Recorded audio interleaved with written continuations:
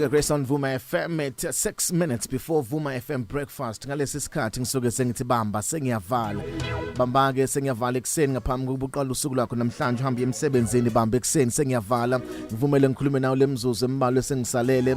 Incwadi kaLuke chapter 5 uverse 2 no verse 4 wakhona. Uverse 2 uthi wabona imkhumbi emibili imi ngasolwandle abadobi babephumile kuyo behlanza Amanetha. Bese kuthi uverse 4 kuthe segcinile ukukhuluma wathi kuSimon qhubekelane Ekujuleni nehlisa Amanetha enu nibambe. Nanku umyalezo namhlanje ekseni uJesu ukhuluma nabafundi sebedoba ubusuku bonke bengabambi lutho kwaze kwase ekseni lutho kubamba inhlanzi lethi base behlanza amanethe abo ngoba sebezame konke abakwaziyo kodwa lutho kubamba base behlanza amanethe. Wathi ngikhulume nomuntu namhlanje uthi sengizame konke engikwaziyo sengizame konke ngikutshelwe ngabantu ukuthi angikwenze kodwa ngiboni ukuhlangana ngiboni kulunga sebehlanza amanethe. Baningi abantu abaphilayo asebephila impilo yokuhlanza amanethe sebephosa ithawula sebegive uphile ngoba bebezama izinto kodwa zenzeke sebehlanza amanethe. Kodwa namhlanje ekseni lithi iBhayibheli kuthe uJesu esegcinile ukukhuluma wathi kuSimon qhubekele Ekujuleni bese nehlisa amanetha enu nibambe.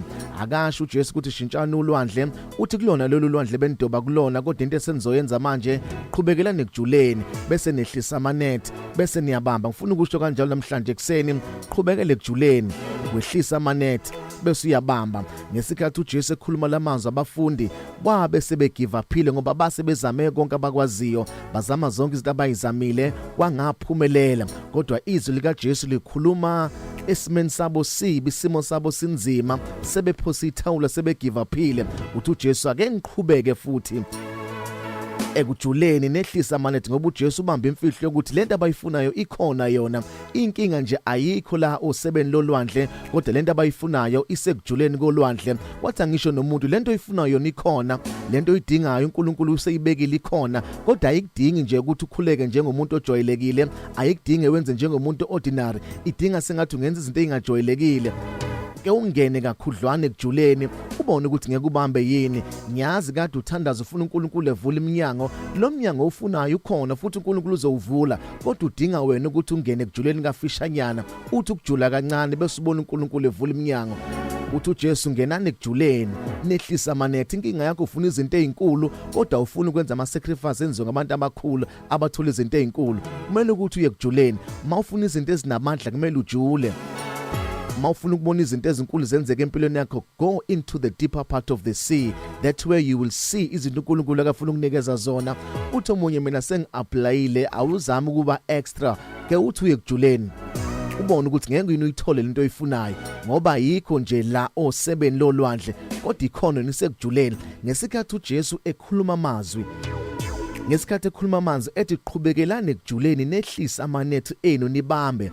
Hayi ngoba wayengezwanga bethi ababamba ngalutho, hayi ngoba wayengezanga ukuthi bashikile ubusuku bonke kodwa ngesikhathi ekhuluma lamazwi amazwi kaJesu asuka gijima ngeno olwandle adala ofishi adala inhlanzi phansi kolwandle. Bathi sebefaka amanetha kanti izwi likaJesu selikhulumile layilanda inhlanzi base bayibamba ngoba kwasekhuluma uJesu.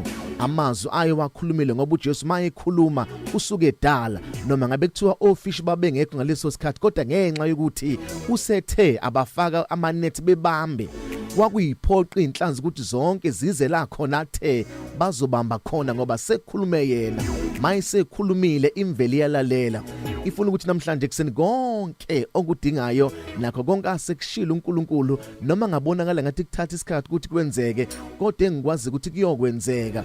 Okwakho Ekujuleni wenze njengokusho kwezwi lakhe noma ngabaka kushoyo ubone sengathi ngeke kuze kwenzeke kodwa the fact that kusho nguye kuyokwenzeka.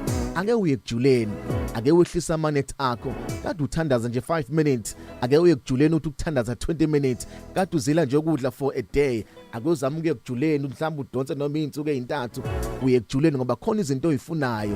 Lezi zinto oyidingayo nezinto uNkulunkulu azokunikeza zona zidinga abantu abazothi ukujula kancane, zidinga abantu abazothi ukwehlisa amanetha beEkujuleni. Ake uthi ukushona kancane nawe ke ujule ubone ukuthi uNkulunkulu ngeke yena kuphendule ngoba zona lezi zinto oyidingayo zikhona ukuthi nje azikho la phezulu zisekujuleni.